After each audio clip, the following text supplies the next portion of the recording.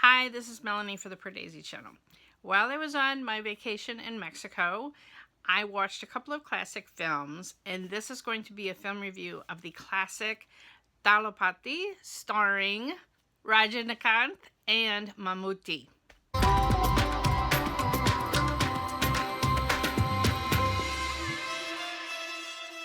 I've been wanting to watch this film for a long time, and I'm so glad I took it with me on the plane. I was like, the whole world just went away as I was so engrossed in this story. This film was from 1991. It was the first pairing of titans of cinema. You have Mani Ratnam, one of the greatest directors of Indian cinema, and then you have the megastar Rajinikanth. And then also pairing in Mammootty from the Malayalam industry. So, fascinating film. You have to realize that I go into a film like this, and I did not know that it was based on the Mahabharata. And I didn't even know who Karna was, which is who Rajinikanth's character Surya is based on, that character from the epic. But I could tell from the beginning of the story, when this young 13 or 14-year-old girl bangs on the midwife's door who won't help her, and then in desperation, when she has her newborn baby, puts it on a moving train, and then it becomes a floating basket going down a river and plucked up by a woman. I just knew this was an epic story because, I mean, it's like Moses, right? And I didn't realize that finding of the illegitimate and finding of the child in the basket was all part of Karna's story. Mani Ratnam and trains, right? Like there must be a train, I think, in every single one of his movies. And somebody has probably done a graduate thesis about the symbolism of trains in Mani Ratnam films. But wow, what a beginning. It was incredible. Just this anguished mother putting this baby on this train in desperation, hoping somebody else would give this baby a better life, and then the door falls open and she's running up to the train hoping the baby doesn't fall out. Oh my gosh. Oh my gosh.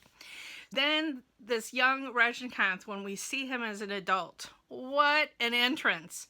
And it was masala, and yet it wasn't, because it's Mani Ratnam, right? I mean, it's a fight, of course. I read up some articles about it and how Rajinikanth was kind of complaining that Mani Ratnam even wanted him to think about his emotions while he was doing fight scenes. Like it has the elements of a masala film with the fights and whatever, but it's a step beyond. It's just, wow, what an epic film. And I love the setup at the beginning. And I didn't know, again, that this was part of Karna's story, but how we think Mammootty is being set up as the villain in the piece, right? We think Mammootty is being set up is, okay, this is going to be the person that I thought, okay, this is the thing. You have the person that rises up from the slums and then deposes the evil gang lord who is control of the whole town. I'm like, okay, I know what story we're in. Nope. No, it wasn't that simple. Mani Ratnam did not write that simple of a story. Mammootty said, okay, yes, this was an injustice. The reason that you killed this man was I understand it. And then takes him on as his lieutenant, his chief lieutenant. So I learned the translation and the subtitles were that Talapati means the commander. If Mammootty is the general, then he is the commander. What a story about male friendship. I mean, Mammootty was so great, going from the menacing scenes at the beginning and then just all the ways he showed through the film his friendship for Rajinikanth and his delight in trying to arrange a marriage for him, and just, I don't know, there were just so many ways that he showed his love for Rajinikanth, and that Rajinikanth showed his loyalty and love back. But this is a Mani Ratnam film, and so it had such good parts for women. Wow. The women were so not just one-dimensional, not just there to be arm candy, but they just had their own stories, their own motivations, their own everything. It was incredible. I mean, obviously this is a Rajnikant's movie, but just the shades of all the different women, and that there wasn't just one woman, that there was three main women. It was amazing. So you have Srividya, who is playing Kalyani, the mother who gives him up and thinks of her lost baby every day. And I loved that they never explained who the father of the baby was. I loved that. It was just assumed this was a rape or whatever. But then I also loved that her husband in the movie knew about it. It was not a surprise, and obviously was sympathetic and comforting her.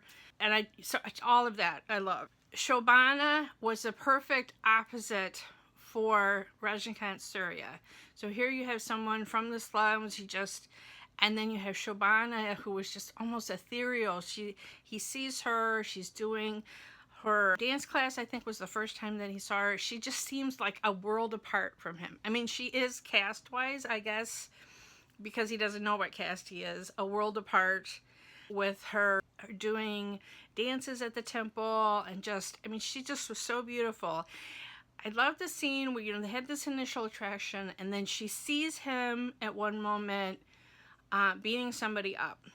And that look, Shobana is just so good, because she both portrayed sort of her horror at the violence, but also you could see that she was still attracted. Like, it was like this push-pull, that she felt both things at the same time.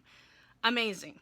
Absolutely amazing. And then Bhanupriya plays Padma, who is the person, well, is there spoilers? The film is from 1991. But I loved how complex her relationship was with Rajnikant Surya. That it was her abusive husband that he'd killed, and she was strong enough to go to Mammootty's character and say, listen, people are harassing me, I'm leaving. I'm taking my daughter and I'm leaving this place. And then that Mammootty tries to make it right by just like, okay, I'll marry you to Surya, problem solved, you don't have to leave. And how she is wary of Surya, but yet actions that she take move the plot along and reunite him with his mother. So I just, again, it's the master, Mani Ratnam. I'm such a fan of his, such a fan. I loved the filmic touches, Surya meaning the sun. There were so many beautiful sunsets, sunrises. It was just so cinematic. That theme going with Rajnikant's name, and it was just repeated over and over, and they were just gorgeously filmed, absolutely gorgeous. When I saw the person playing the collector, the way it was the administrator, it was translated as the collector in the subtitles, and I saw that actor and I was just like, he looks really familiar. Is that the guy from Roja? Yes, it was Arvind Swamy, and he was so good. One thing that was a theme of the movie, which maybe isn't a theme of the epic Mahabharata story, but resonates in the modern day, is your family of choice versus your family of blood. And I think I don't know how that is in India, but in America, that is definitely a thing, where sometimes when we have family situations that are so difficult and you have to maybe sever yourself from your family, especially, then you have the family of choice, the family of your friends, the new family that you make yourself, and those are the people that support you and hold you up and are there for you in times of need and times of trouble. When he found out who his family of blood was, then Surya, Rajnikant, had that conflict. Which was more important? The people that have stood by him all these years, all these parts of his life, all these years of his life, or the family that gave up on him but yet were searching for him. The conflict was, wow, what a fantastic conflict for a film and for the character that Rajnikant was playing.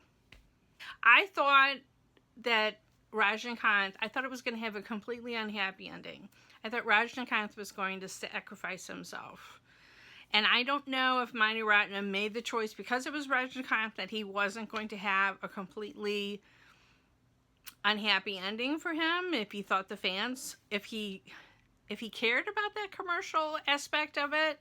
I actually, reading up about Karna and whatever, I was glad that he had somewhat of a happy ending. I'm not saying people didn't die, people did, but it was an interesting choice at the end. So Mani Ratnam loves to play around with these epic themes and put them in a modern setting.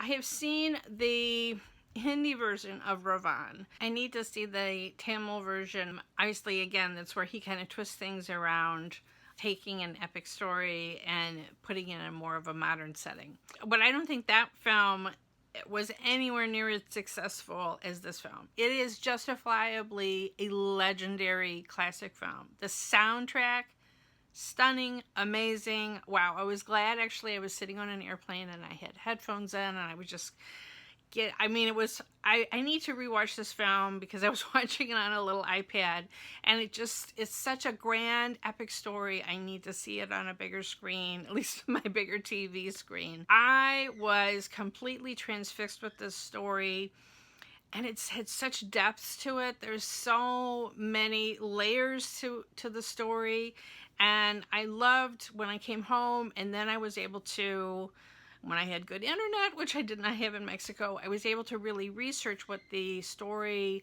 that it was based on was about. I found, and I'm going to link to this in the description below, one of my favorite film critics is Bharadwaj Rangan, and he has written a book about Mani Ratnam, but he also had an excerpt of his conversation with Ratnam in discussing this film in particular that he had posted, I think, in the Hindu. And it was fascinating because Ratnam was saying there's a lot of people that still to this day do not realize that this film is based on Karna.